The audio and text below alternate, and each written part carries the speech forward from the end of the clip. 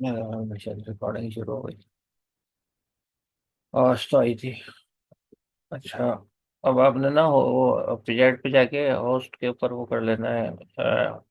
Direct host everyone को हटा के ताकि अटेंडेंस का इश्यू तो मैं देख लूँ, ठीक है। और दूसरा ये कि अभी हम इसको देखते हैं, तो आपने जो वो याद रखने वाली बात है, तो ये याद रखने वाली बात है कि इसका जो है क्वालिटी जो हमारे पास है 9126 है, सही। ISO स्टैंडर्ड के अंदर। तो ये वेरियस जैसे लिखा है कि ये क्वालिटी फ्रेमवर्क डिफाइन करते हैं ISO वाले। उसमें बोलते हैं बहुत सारे क्वालिटी व्यूज देते हैं, एक्सपेक्टेशन देते हैं। डिफाइन क्वालिटी, डिफाइन सिर्फ ना सिर्फ डिफाइन क्वालिटी करते हैं, उससे रिलेटेड एट्रीब्यूट भी देते हैं। जैसे इन्होंने ये डिफाइन क्वालिटी की है, और ये एट्रीब्यूट्स भी दिए कि क्वालिटी के क्या क्या होता है, सॉफ्टवेयर क्वालिटी, ठीक है। और ये आपके पास जो है, मतलब ये कि बहुत ज़्यादा डेफिनेशंस की यूज़ होती है। एक क्वालिटी फ्रेमवर्क कैसे इम्प्लीमेंट होता है, ठीक है। ये मैंने इसकी डिफाइन भी कर दिया, और इसके हवाले से ये वाली बात भी कर दी कि ये हमारे पास जो है वो क्वालिटी की कौन कौन सी जो 20 रिक्वायरमेंट्स होती है। अब हम आते हैं इसके ऊपर, मेन अपनी थीम के ऊपर, ठीक है। अब इससे पहले चले, ये दो तीन बातें ये मैं आपको बता देता हूँ। देखिए, सॉफ्टवेयर क्वालिटी की हम बात करते हैं तो जाहिर सी बात है, अब इसके अंदर जो है वो दो बातें तो मेन है।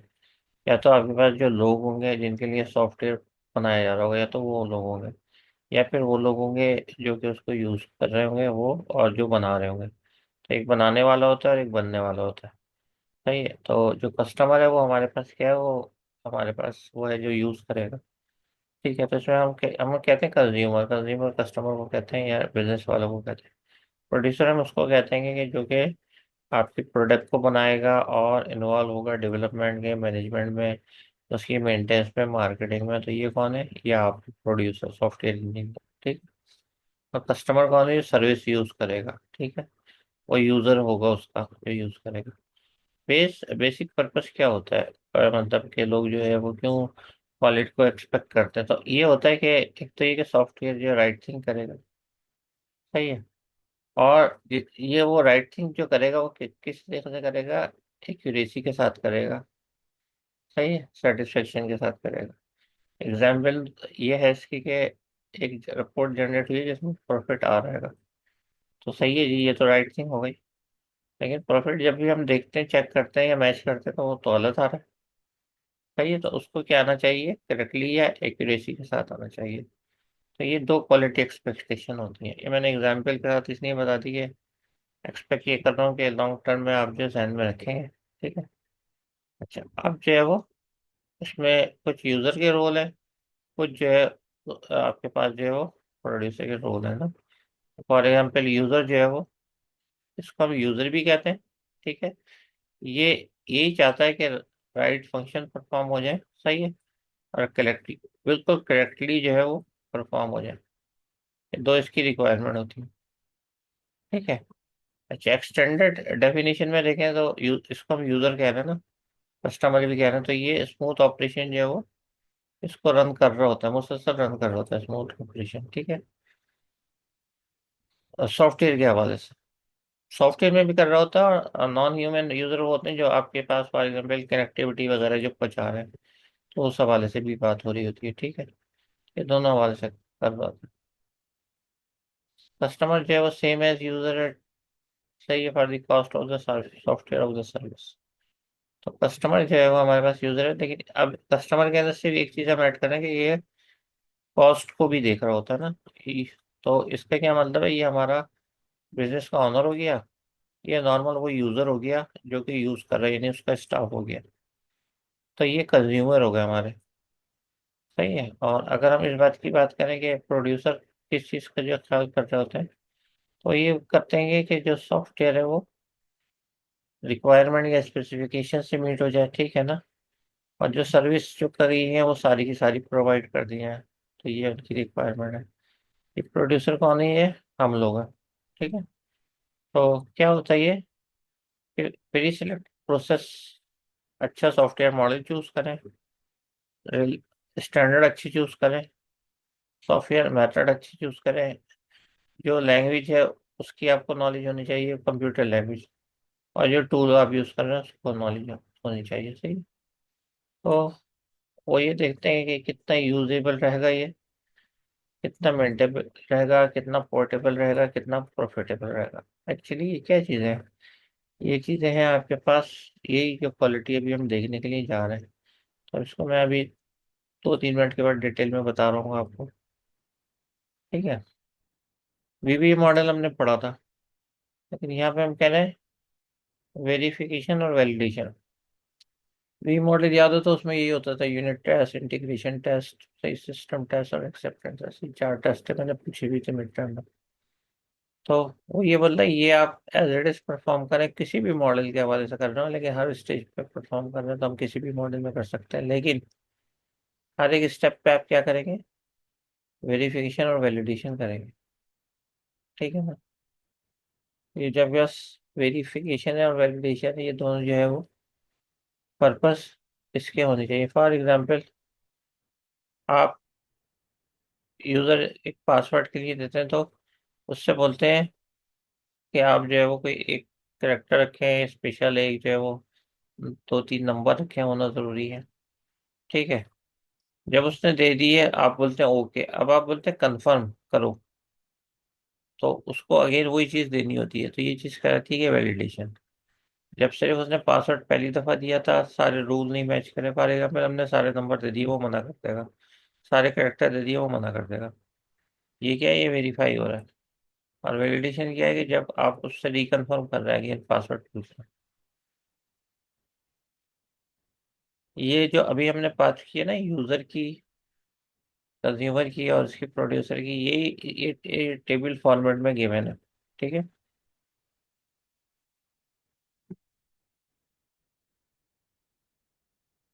सॉफ्टवेयर की जनरल डेफिनेशन क्या है? कि जो आपके पास स्टेटेड फंक्शन हो, सही है, वो आपके पास जो रिक्वायरमेंट से मीट कर जाए, पहली है, सही है।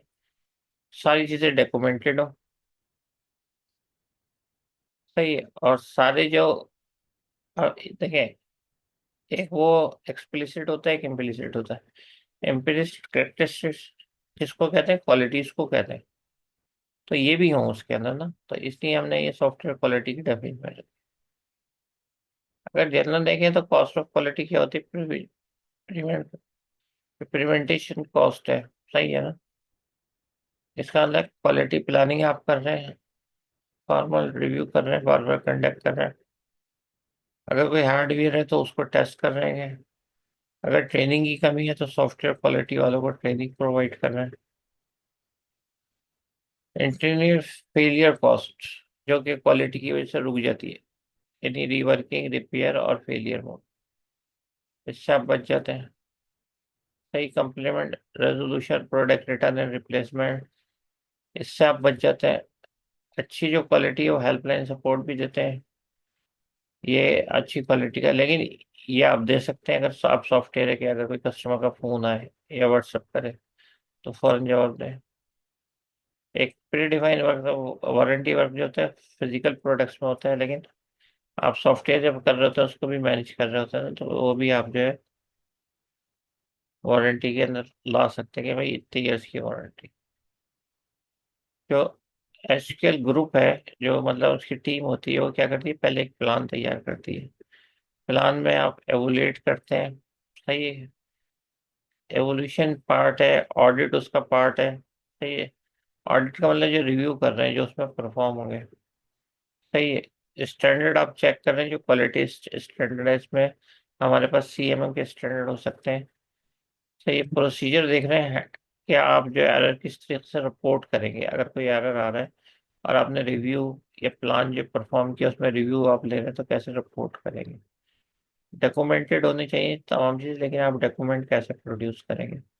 और हर मतलब हर आप एक समझ लें कि वर्जन रिलीज के बाद, सही है, एक फीडबैक होता है। जो फीडबैक कस्टमर का है वो आप सॉफ्टवेयर प्रोजेक्ट टीम को कैसे प्रोवाइड करेंगे? तो ये 4-5 स्टेप होते हैं प्लान के, सही है। दूसरा ये कि participate in the development of the software process. अब ये देखें, मैं वर्ड प्रोसेस पे आ गया पहली, सही है। तो इसका मतलब जो हमने प्रोसेस की डिस्क्रिप्शन की हुई है, कौन सी? ये CMMI मॉडल के अंदर है, ठीक है। वो आपके पास तमाम के तमाम स्टैंडर्ड इम्पोज होने चाहिए। सही है। अच्छा, और ये तो डेफिनेशन हो गई ना। अब वो ये कह रहे हैं कि जो आपने डिफाइन प्रोसेस है उसके ऊपर जो है सब आप अमल भी होना चाहिए। आइडेंटिफाई करें, डॉक्यूमेंट करें, ट्रैक डेविएशन करें। ये track deviation from the process, इसका मतलब होता है कि आप अपने प्रोसेस को सही फॉलो नहीं कर रहे, इधर उधर जा रहे हैं। ऑडिट आप करते हैं। सही है, ऑडिट किस चीज़ का करना है? फिर मैं वर्ड के ऊपर आ रहूँगा। इसके ऊपर सॉफ्टवेयर वर्क प्रोडक्ट का करना है, यानी इसमें जो आपके पास हुई है। ये तीसरा फैक्टर है, यानी कि आप रिपोर्ट करें रिजल्ट ऑफ वर्क प्रोडक्ट को, मैनेजर को आप रिपोर्ट करें कि क्या हो रहा है। क्या इंश्योर करना है कि डेविएशन इज सॉफ्टवेयर वर्क, जो आप काम कर रहे हो, जो उसकी वर्क प्रोडक्ट यानी प्रोड्यूस हो रही है, वो भी डॉक्यूमेंट होनी चाहिए। और आपके पास कोई इस किस्म की कंप्लेंट्स हो, सही है, उसको जो ज़्यादा सीरियस है उसको फॉरनर सीनियर मैनेजर को जो है वो कंफर्म करें।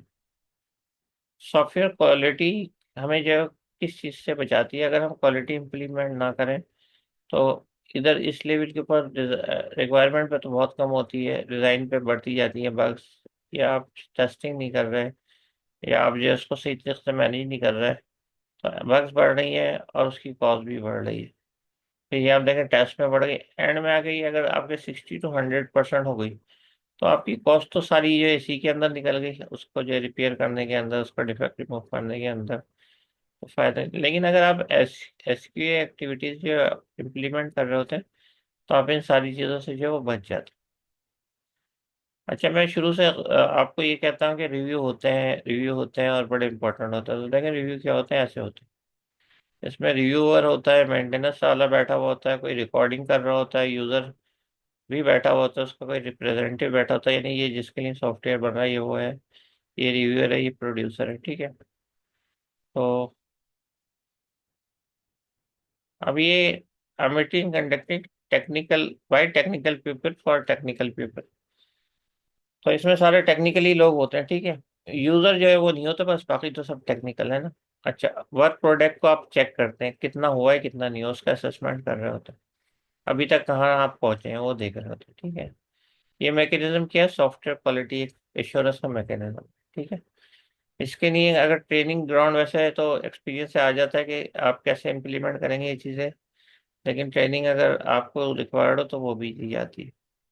रूल क्या है? बहुत इजी से रूल है। तैयार होके जाए, प्रोडक्ट को जो है वो आप देखें, एवोलेट करें बिफोर रिव्यू, यानी उसको चला के भी देखें कहाँ तक वो बन गई, रिव्यू अभी शुरू नहीं हो। रिव्यू की जो प्रिपरेशन होती है, रिव्यू की प्रिपरेशन होती है, यानी रिव्यू से पहले जो मीटिंग हो रही थी फिर हम रिव्यू स्टार्ट करते हैं ना। प्रिपरेशन के अंदर भी बहुत सी काम की बातें हो जाती है कि पहले ये चेक कर लेते हैं कि कहाँ तक हुआ है, फिर एक्चुअली जो आप रिव्यू की तरफ आ रहे होते हैं, यानी कि मेन टास्क की तरफ, कि आगे हमने क्या करना है इस हवाले से ना। रिव्यू करें प्रोडक्ट को, सही है, प्रोड्यूसर को ना करें। वो ये क्या कह रहा है, ठीक है।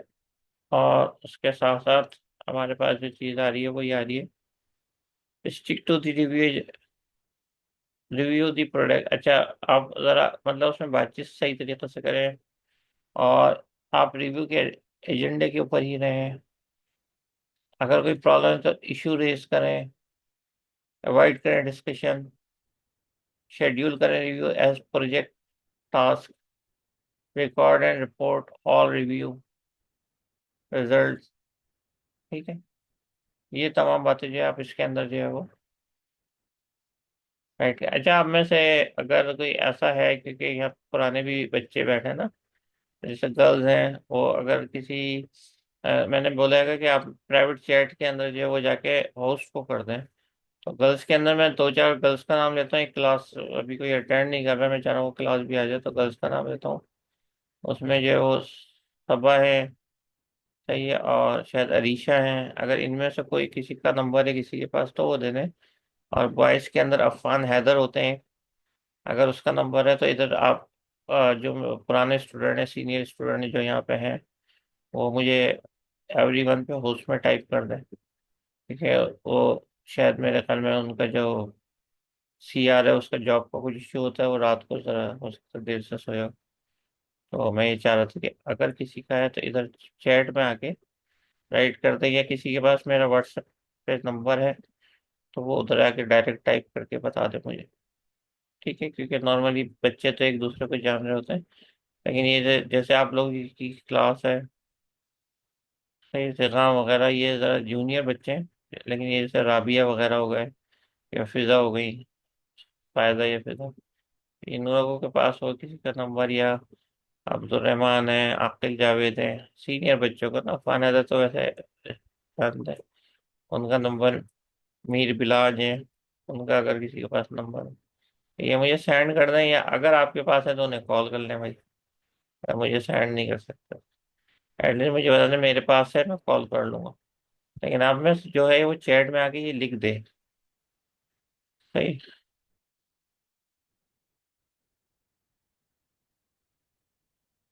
नहीं, सेपरेट डिपार्टमेंट नहीं होता, ऑडिट का वही लोग कर रहे होते। देख लेते हैं, शायद किसी का मैसेज आया। नहीं आया। अच्छा ये देखें आप, चलो एक बच्चे ने करा, आप एग्जाम ने नहीं माने तो क्या सोचता होता। चलो सही, मैं इसको जो है वो कॉपी तो कर दूँ एटलीस्ट।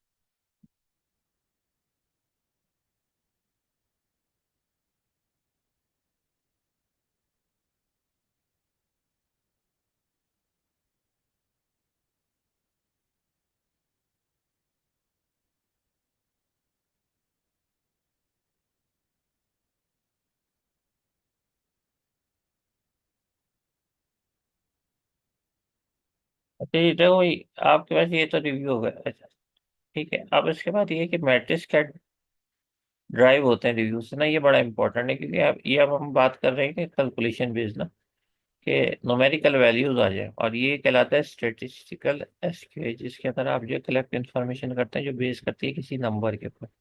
इसका क्या मतलब आता है कि आप अंडरस्टैंडिंग कर लेते हो हाउ टू इम्प्रूव क्वालिटी। ठीक है, तो ये हमारे पास जो है इसकी एग्जाम्पल है। तो इसमें जो है वो हमारे पास इंस्पेक्शन टाइम पर पेज ऑफ, अच्छा जिसने मुझे मैसेज करा वो कोशिश करके कॉल करके और उनको बता भी देना, या अगर उनके पास जो जूम की मीटिंग है वो शेयर भी कर दे इस दौरान, क्योंकि मैं तो क्लास ले रहा हूँ।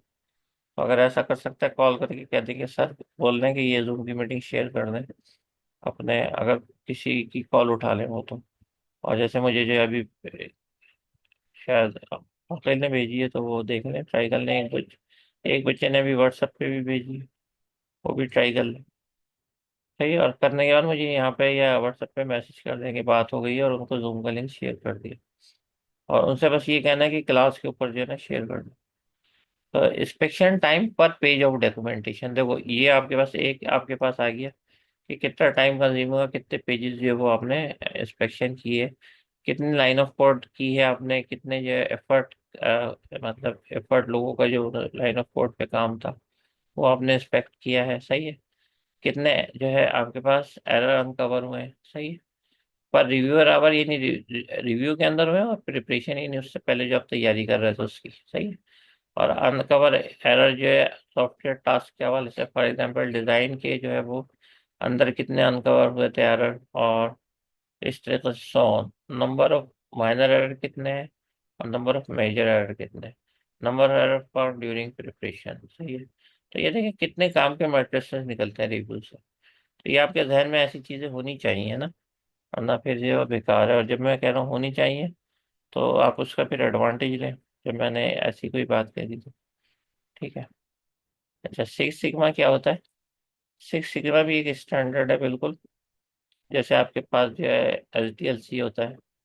ठीक है, और जैसे आपके पास CMM है, तो एक स्टैंडर्ड है, बड़ा आसान सा स्टैंडर्ड है, सारे हमारी वही बातें हैं जो पढ़ी हुई।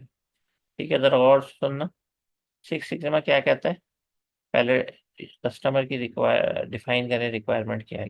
ठीक है, क्या क्या उसको सॉफ्टवेयर के अंदर चाहिए, उसके प्रोजेक्ट गोल क्या है। सही, उसके बाद ये एक बात हो गई, measure the existing process and out, यानी आप जो आप प्रोसेस मॉडल यूज कर रहे हैं और जो आपने चूज किया है, उसको आप मेजर किस तरीके से करेंगे, मेजर उसको देखेंगे कि वो पूरा उतरेगा या नहीं करेगा।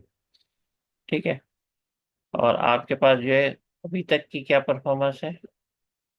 तीसरा ये है कि जो डिफेक्ट वगैरह या एरर्स आप कलेक्ट करते हैं उस प्रोसेस को एनालाइज करने के दौरान उसको एनालाइज करें और उसकी वजूहत पता करें। ठीक है।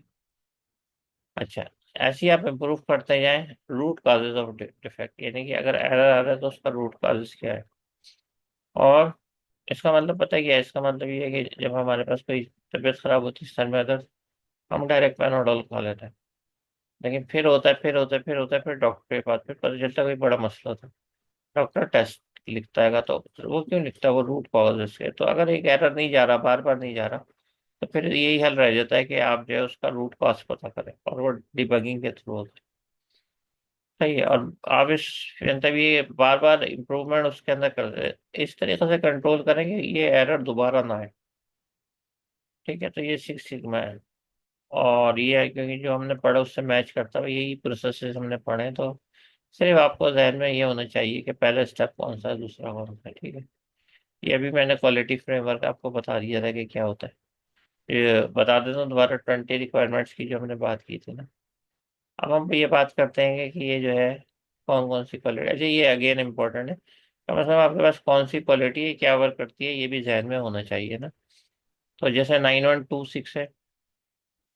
ठीक है। तो इसलिए जो है वो, ये देखें, ये समझ नहीं आ रहा, जो अच्छे स्टूडेंट्स हैं उन्हें होना चाहिए यहाँ पे ना, नहीं आ रहे। सही है। तो ये जो है जरार ने मुझे दिया है। जरार तुम भी कॉल करो और आकर तुम भी कॉल करो ना, और उन्हें उसका जूम का लिंक दो और बोलो अपनी क्लास पे डाल दें। खुद नहीं आ रहे तो कोई मसला नहीं, क्लास पे डाल दो। ठीक है। अच्छा, अब आप देखें इसमें जो है ना, ये स्टैंडर्ड 9126 क्या कहता है, ये कहता है 1 2 3 4 5 6 7। सही है। 1 2 3 4 5 6, छः जो है मेन प्रॉपर्टी होती है एटलीस्ट। ये जो है इसकी फिर सब प्रॉपर्टी होती है, बस ये जो है ना, ये होनी चाहिए अगर आप एक अच्छा क्वालिटी सॉफ्टवेयर जनरेट कर रहे हैं। और ये अभी हम प्रॉपर्टी देखेंगे सारे सॉफ्टवेयर के हवाले से। जैसे फंक्शनलिटी, अब गौर से सुनना, फंक्शनलिटी क्या है कि जो फंक्शन उन्होंने कहे थे स्टार्ट में, रिक्वायरमेंट कही थी, क्या सारे फंक्शन परफॉर्म हो रहे हैं। अगर परफॉर्म हो रहे हैं तो फिर हम सब प्रॉपर्टीज की चेक करते हैं, अगर सब परफॉर्म हो रहे हैं तो सुटेबल है। सारे फंक्शन जो कहे थे, क्या वो एक्यूरेसी के साथ हो रहे हैं। सही है। इंटर ऑपरेबिलिटी है, इसका मतलब है कोई एपीआई से कनेक्टिविटी कर दो, कोई हार्डवेयर से कर दो। क्या आपने पासवर्ड वगैरह उस पर रखे हुए हैं, यानी सिक्योर बनाया हुआ है। तो ये फंक्शनलिटी हो गई भाई, सिंपल सी बात। अभी यूजेबिलिटी के ऊपर चलते हैं। क्या आसानी से वो यूज कर लेगा, देखें ये बहुत आसान आसान से है, इसलिए मैं आपको बोल रहा हूँ इसको जरा गौर से सुने। क्या आपका यूजर आसानी से यूज कर लेगा, क्या वो उसको आसानी से अंडरस्टैंड कर लेगा, क्या वो एक दो दफा चलाने के बाद स्थापित हो जाएगा कि वो लर्न कर ले उसको, क्या वो इजीली ऑपरेट कर लेगा, इसको कहते हैं यूजेबिलिटी। ठीक है। एफिशिएंसी क्या है कि जब आपने रन करा वो स्पीड के साथ जो है वो मतलब स्पीडली रन हो रहा है, सारे ऑप्शन उसके चल रहे हैं, कहीं स्लो डाउन तो नहीं हो रहा। सही है। कहीं हार्ड डिस्क पे रीड राइट करने जा रहा है तो स्लो डाउन तो नहीं हो रहा। कहीं प्रिंटर पे प्रिंटिंग कराने जा रहा है तो स्लो डाउन तो नहीं हो रहा। ये रिसोर्स के अंदर आ गया ना, कि रिसोर्स के ऊपर वो कैसा बिहेव करता है। ठीक है। रिलायबिलिटी किसको कहते हैं कि जो आपने टाइम दिया था उसके अंदर वो नॉर्मली रन होता रहे, स्टेटेड पीरियड ऑफ टाइम तक रन होता रहे। इसका मतलब अगर ऐसा सॉफ्टवेयर है तो वो मेच्योर होगा ना। सही है। उसके अंदर जो है वो ये कैपेबिलिटी होगी कि वो जो है अगर कोई फॉल्ट आ जाए तो उसको बर्दाश्त कर सके। उसके अंदर ये होगी कि वो जो है वो अगर कोई किसी वजह से फॉल्ट आ गया और वो डाउन हो गया तो वो रिकवर कर ले। ठीक है।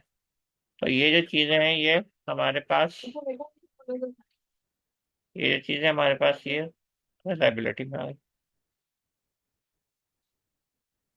मेंटेबिलिटी क्या है कि आपके पास जो है अगर मॉडिफाई कर रहे होगे तो वो मेंटेनर नहीं चलता तो रहे ना। आप उसको जो चेंज करा है उसको, आप चेंज चाहिए उसको, वो चेंज का कह रहे हैं, आप इजीली एनालाइज कर लो, इजीली उसको चेंज कर लो। जब चेंज करो तो भी वो स्टेबल रहे। अगर चेंज के बाद उसको टेस्ट करना है, तो आसानी से टेस्ट हो जाए। ये मेंटेबिलिटी। तो क्वालिटी इतनी ज़्यादा है, लेकिन ये आपके जहन में ज़रूर होनी चाहिए।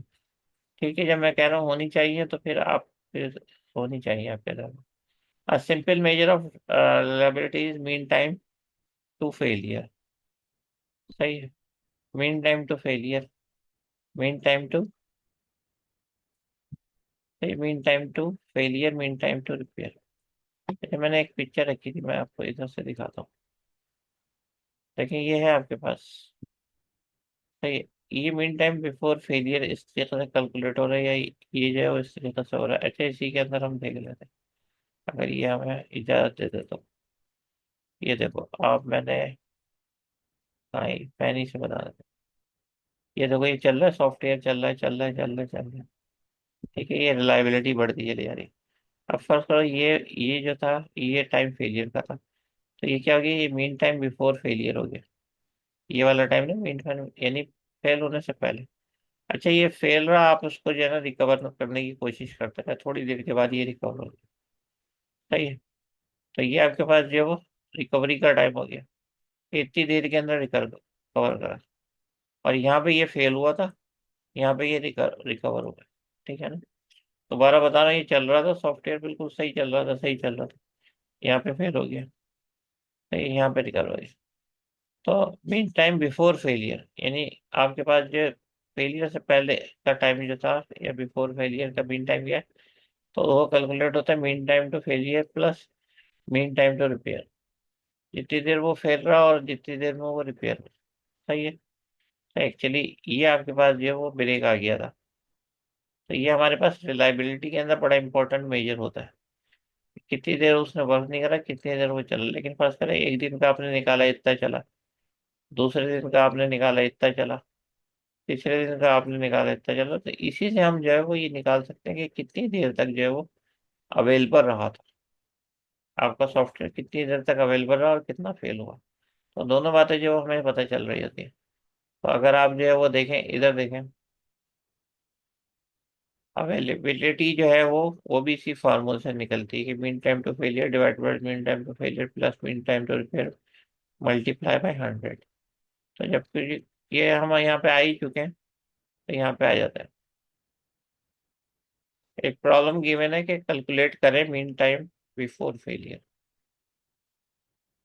उन्होंने बोला मीन टाइम टू फेलियर कितना है, 120 आवर्स। और रिपेयर कितने देर में है, 10 घंटे में हो। सही है ना। तो अब आप देख लें, टोटल जो टाइम बिफोर फेलियर का आ रहा है वो 130 आवर आ रहा है। और यही फार्मूला कह रहा है। तो इसके अंदर कोई सी भी एक चीज अगर दो की वैल्यू दी जाए, तो तीसरी चीज को आप बता सकते हैं। तो ये न्यूमेरिकल प्रॉब्लम होती है, और ये पेपर के लिहाज से जो है वो डिस्कस की जाती है, जैसे अभी मैं कर रहा हूँ। अच्छा, मीन टाइम टू फेलियर ये हम अवेलेबिलिटी कर रहे हैं, सेम वही पैरामीटर है। हमने क्या करा, अवेलेबिलिटी का जो फार्मूला भी ऊपर पड़ा था उसमें रख दिया।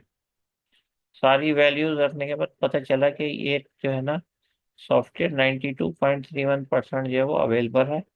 बाकी रिमेनिंग टाइम इसका किस चीज़ का था, फेलियर का था। ठीक है, तो ये अवेलेबिलिटी जो परसेंटेज में निकलती है। तो ये वाला जो फार्मूला था ये भी हमने देख लिया, ये भी देख लिया, और इसका एक न्यूमेरिक भी देख लिया। ठीक है। अब क्या बात आती है, अब आती है करेक्टनेस। करेक्टनेस, अब अभी मसला ये है कि आपको डिफेक्ट जो है उसका, फेलियर, फॉल्ट, एरर, इसका डेफिनेशन वाइज डिफरेंस ही नहीं पता। एरर्स आते हैं तो फिर वो क्या होता है, वो फॉल्ट से रिलेट करते हैं और वो फेलियर से। तो इनके दरमियान रिलेशन तो है। तो पहले तो हम ये देख लेते हैं डिफेक्ट क्या होता है। एक्चुअली डिफेक्ट की डेफिनेशन देख के हमें पता चलेगा कि उसकी तीन टाइप होती है, एक फेलियर होता है, एक फॉल्ट होता है, और एक एरर होता है। तो डिफेक्ट जो है वो हमारे पास क्या होता है, डिफेक्ट के अंदर हम देखते हैं कि प्रॉब्लम विद इन सॉफ्टवेयर के अंदर अदर विद एक्सटर्नल बिहेवियर और internal characteristics, there are three types. सही है, किसी भी वजह से, अंदरूनी या बैरूनी वजह से प्रॉब्लम आ रहा है, फेलियर। सही है। फेलियर का क्या मतलब है, कि वो जो है आपके पास रिक्वायर्ड, आपके पास फंक्शन परफॉर्म नहीं कर पा रहा, फेल हो गया। कोई प्रॉफिट रिपोर्ट जनरेट करनी थी, वो रिपोर्ट या तो जनरेट नहीं कर रहा या कर दी है उसने। सही है, लेकिन क्या हुआ आगे, आपके पास जो है कोई एरर्स, एक्यूरेसी का एरर आ रहा है, तो ये वो भी फेलियर ही तो है ना। तो दोनों चीजें देखना पड़ेगी हमें। फॉल्ट क्या है?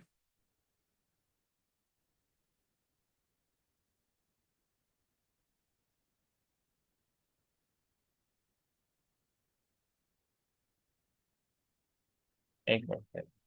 फॉल्ट क्या है? फॉल्ट ये है कि आपके पास फेलियर इनेबिलिटी टू सिस्टम। सही है। फॉल्ट क्या है? इन इनकरेक्ट स्टेप, प्रोसेस और डेटा डेफिनेशन। आपने वेरिएबल गलत डिफाइन कर दिया, आपने जो है डेटा की कोई डेफिनेशन जो है वो गलत डिफाइन कर दी है। तो ये तमाम चीज़ें हैं, ये आपको किस तरफ लेके जाती हैं, ये चीज़ कहलाती है फॉल्ट। ठीक है। एरर क्या है? एरर तो वो ये है कि जो आप खुद ही कर लेते हैं। मिसाल के तौर पे आपका रिजल्ट के अंदर आ रही है, लेस देन की जगह ग्रेटर देन का सिंबल लगा दिया, ये कह दिया कि अगर जो ग्रेटर देन जो है वो हमारे पास 60 है, वो जो है वो फेल है, हालांकि होनी चाहिए तो पास। तो ये भी जो है एक एरर है। अच्छा, ये जो है ना, अफवान आ गए। रिमेनिंग टाइम तो खैर कम है, लेकिन अफवान अभी आए, उस क्लास से एक ही बंदा है मेरे से। भाई जो 501 वाले, सॉरी 500 वाले हैं, वो जरा टू लिखें चैट के ऊपर, ताकि मुझे पता चल जाए कोई और भी आया हो या नहीं आया। चैट पे जाए और चैट पे जाके टू लिखें। सही है। चलो, ये नहीं, मेरे ख्याल में अफान शायद आए नहीं है। अफान हैदर आ गए, आप तो वन लिखें चैट पे। पता नहीं आ तो रहा।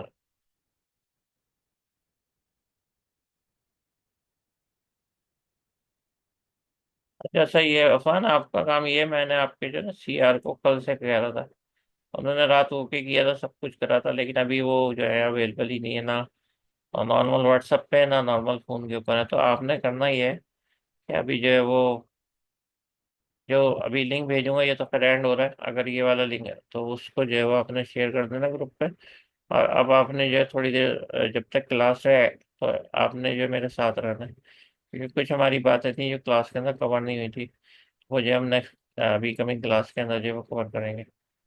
ठीक है ना। बाकी इसकी रिकॉर्डिंग तो मैंने इसीलिए रख दी थी कि रिकॉर्डिंग जो है वो हर एक चीज़ की हो रही है, ताकि इसको देखा जा सके। लेकिन मैंने आपकी क्लास से, क्योंकि इसमें दो तीन चीज़ें थी जो आपकी क्लास तक कवर नहीं हुई थी, तो इसलिए मैंने ये कहा था कि आपकी क्लास आ जाए, लेकिन आपके जो सीआर है वो किसी भी सूरत से अवेलेबल नहीं है। दूसरा एक बंदा था, शायद मीर पलाज नाम है उसका। नहीं है, तो उससे भी मैंने कोशिश करी, वो भी राब्ता नहीं हो। फिर मैंने यहाँ पे कहा कि अफान को बोले। तो अभी मैं, आप अफान मुझे अपने व्हाट्सएप पे हेलो कर देंगे। ठीक है। और हेलो करने के बाद यकीनन आप भी, एक वक्त था कि सीआर रहे थे मेरे पीएफ के अंदर, तो यकीनन आपके पास फ़ोन होगा। ठीक है। तो आप जो है, वरना ये आखिर जो है ये राहुल के साथ होते हैं, उनके पास मेरा नंबर है, आप उनसे ले लीजिए। तो डिफेक्ट, फेलियर, फॉल्ट ये हमने देख लिया। दूसरी बात ये है कि, और मैसेज है। अच्छा काजल, अच्छा देखिए, बग्स, डिबग और डिबगिंग ये तो हम चलते रहेंगे, अभी देखेंगे भी, लेकिन आपके पास जो है एक्चुअल जो है वो था डिफेक्ट डिटेक्शन एंड रिमूवल। क्या specify activities related to the defect discovery. पहली बात तो ये कि इसके अंदर टेस्टिंग होगी, इंस्पेक्शन होगा, तो ये आपने परफॉर्म करनी होती है, और फिर फॉलो उसका देना होता है कि जो आपको एरर हुई है उसको डायग्नोसिस करो, उसको एनालाइज करो और फिक्सिंग करो। तो डिफेक्ट डिटेक्शन एंड रिमूवल के ये दो स्टेप्स होते हैं भाई। ठीक है। और इसके अलावा जो मेन इसके अंदर स्टेप्स होते हैं, defect in the contact contact of quality assurance, इसमें होता है डिफेक्ट प्रिवेंटेशन। तो ये पहले आप प्रिवेंट करो, प्रिवेंशन पहले आप करो। फिर होता है कि डिफेक्ट डिटेक्शन एंड रिमूवल, ये मैंने अभी आपको बताया इसकी स्टेप्स। ठीक है। और एक जो सबसे इम्पोर्टेंट होता है, वो होता है डिफेक्ट कंटेनमेंट। अब ये जरा और से सुनना है। इसका ये मतलब है कि डिफेक्ट आप अपने तक ही रखें, उसको किसी भी सूरत से जो भी वर्जन आप रिलीज कर रहे हैं क्लाइंट तक ना जाने दें। अच्छा, अपने तक रखने का ये मतलब नहीं है कि उसको जो पाल पोस के बड़ा करना है, उसका ये मतलब है कि आपने जो उसको रिमूव करके फिर क्लाइंट को देना है। तो ये है हमारे पास, ठीक है, इसके अंदर। और इस अच्छा, ये अभी फिर इसको स्टार्ट करते हैं। आपने ना, वो अफान, आपने मेरे पास जो है व्हाट्सएप के ऊपर हेलो का मैसेज देना है, किसी से मेरा नंबर ले लेना, बल्कि मैं आपको, अब नहीं, वो व्हाट्सएप पे जाओ, फिर आप खुद ही कर देना हेलो में। अच्छा, ये जूम पे 10 मिनट का ब्रेक ये खुद ही ले रहेंगे ना? 10 मिनट बाद आना सबने, ठीक है, क्योंकि इसके बाद जो है बिल्कुल एंड में तो मुझे फिर एक जनरल ओवरव्यू देना है पूरे कोर्स का, तो आपने कोशिश करनी है कि ज़्यादा से ज़्यादा लोग आ सके तो आ जाए।